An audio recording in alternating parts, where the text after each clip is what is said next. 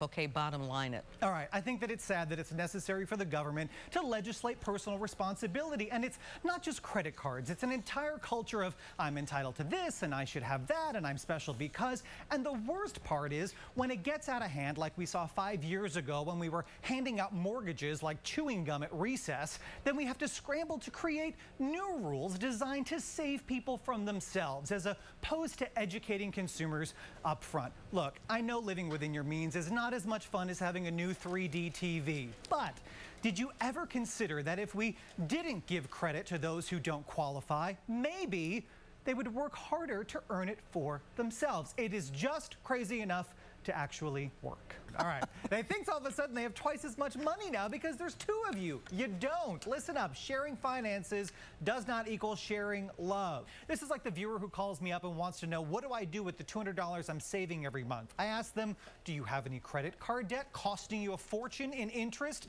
How about paying that off first? Saving money at 4% in a 401k while your debt accrues at 15% is like trying to clean up a flood in your house without fixing the busted pipe first. Trust me, you will never get the job done. But what they don't limit is the creativity of the bank to impose new fees. I got to tell you, these things are like a bad blind date. You get rid of one and another one pops up, right? This is like kindergarten for credit cards. What if you're somebody who doesn't need a remedial course in responsibility? Guess what? You still get stuck. I was listening to one guy this morning. He was saying the downside is now it's harder for someone with poor credit history to get a credit card. How is that the downside? Credit is something you earn, not something you are entitled to.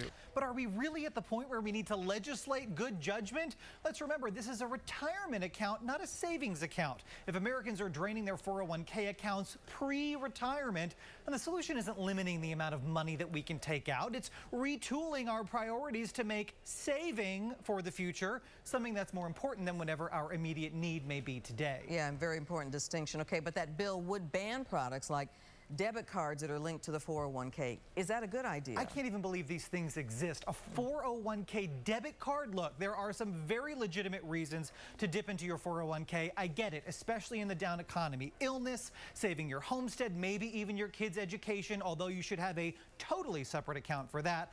If you're using your 401k through a debit card to fund your grocery bill or your next vacation, your financial priorities are a mess. Cut up the card. You don't need the government to take it away from you. We are talking about young relationships, and I think you need an exit plan. You just agreed not to overspend on the apartment, right? So take the extra money, stash it away in an emergency exit fund. You don't want to be in a position where you have to stay in a relationship because you can't afford to leave. If you do stay together for years to come, fantastic. Take half of your emergency exit fund, spend it on a luxury vacation to celebrate your 10-year anniversary, and I hope you send me a postcard. There you go. All right, you ready? This is groundbreaking, so listen closely. Get a credit card and use it responsibly. I know. I hear it all the time. I have poor credit. The interest rate is 20%.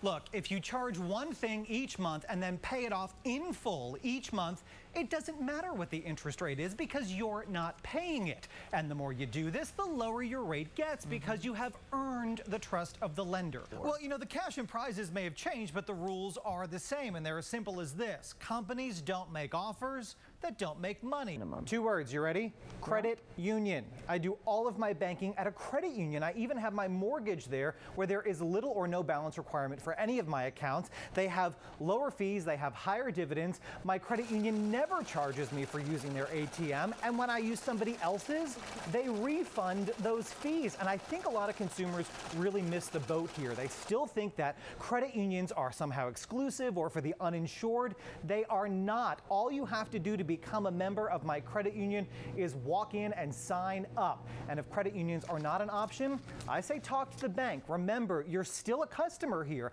Ask them to waive your fees, especially if you have multiple accounts, or you march in there and you tell them that you're going to take your business elsewhere, like maybe to a smaller local bank who, trust me, would be happy to have you.